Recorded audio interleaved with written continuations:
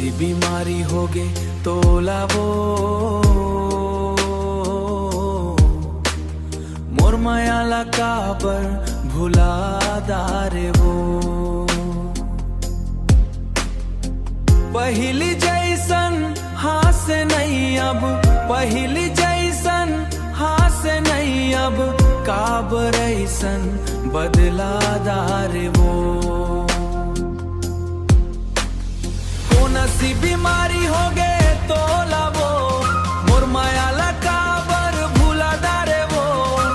पहली जैसन हास नहीं अब काबर ऐसन बदला दारे वो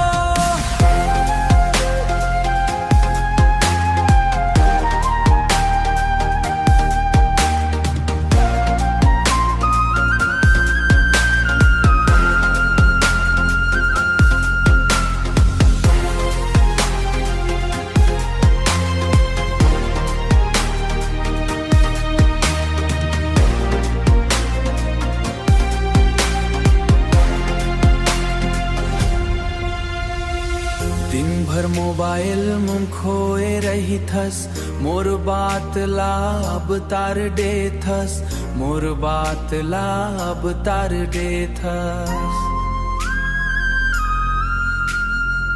आँखी माखी डार के देखे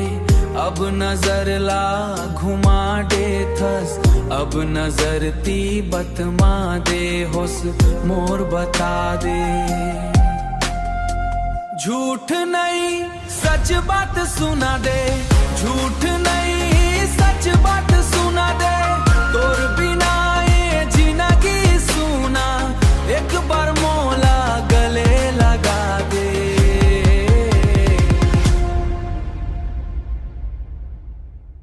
कौन सी बीमारी होगी तो लावो मोर मायाला काबर भुला दारे वो पहली जैसन हंसे नहीं अब काबर ऐसन बदला दारे वो सच बात सुना दे अकेला छोड़ दारे वो